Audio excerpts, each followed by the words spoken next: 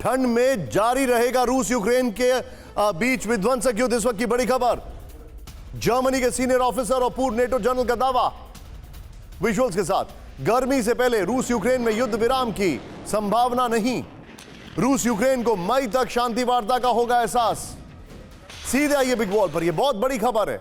ये जो हालात है बता रहे हैं, ये देखिए, गर्मियों तक चलेगा रूस यूक्रेन युद्ध। यहां पर 10 महीने से जारी रूस यूक्रेन युद्ध अभी और लंबा खिंचेगा।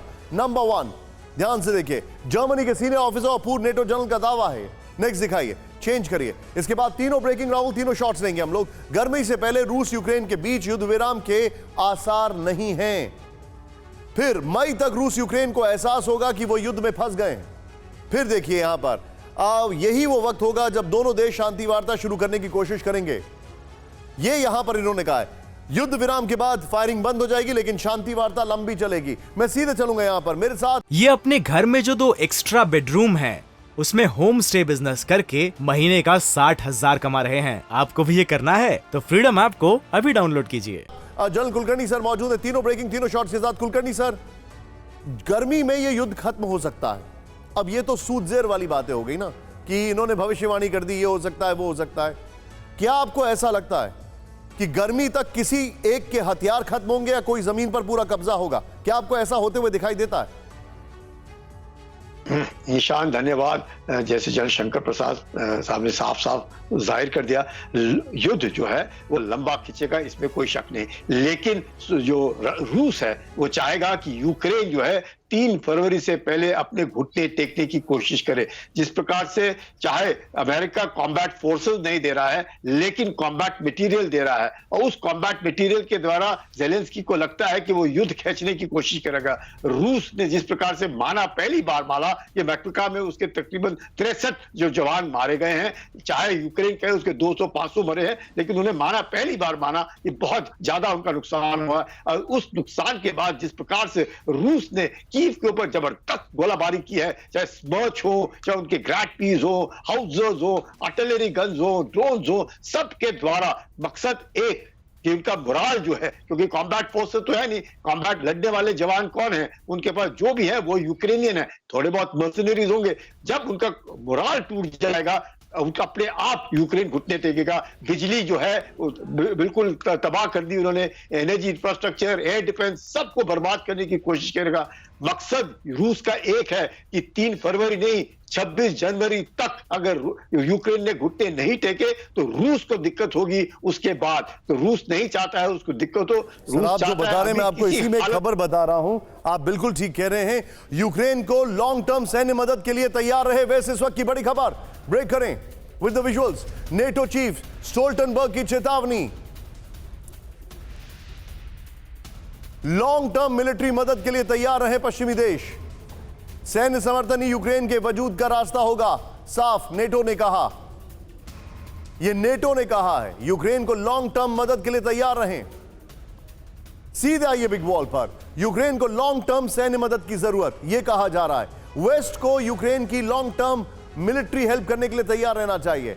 यूक्रेन को अमेरिकी सैन्य मदद की समीक्षा के बीच नेटो की यह वार्निंग है।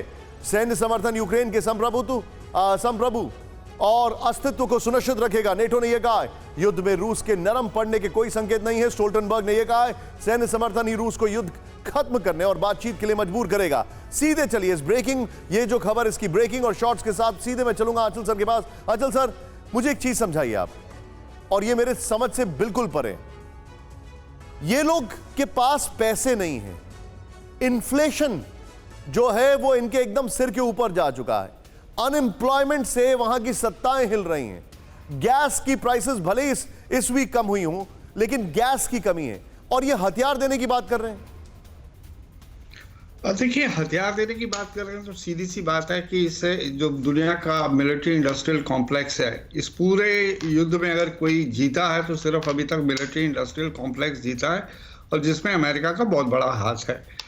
अब सवाल ये है कि मुझे लगता है कि अंदर ही अंदर से जो अमेरिका के यूरोपियन अलाइज हैं वो चाहेंगे कि कोई ऐसा तरीका निकले कि ये युद्ध जो है रुके कम से कम, क्योंकि वो सबसे ज्यादा डायरेक्ट इम्पैक्ट हो रहा है इस वॉर का, काफी हद तक यूरोप के ऊपर हो रहा है। चाहे वो इन्फ्लेशन हो, चाहे वो गैस की एनर्जी सिक्योरिटी की बात हो, चाहे वो रेफ्यूजी प्रॉब्लम हो, तो डायरेक्टली वो इम्पैक्ट उन पे पड़ रहा है, बट समझ में नहीं आ रही कि वो एक साथ मिलके अमेरिका को इन्फ्लुएंस क्यों नहीं कर पा रहे हैं।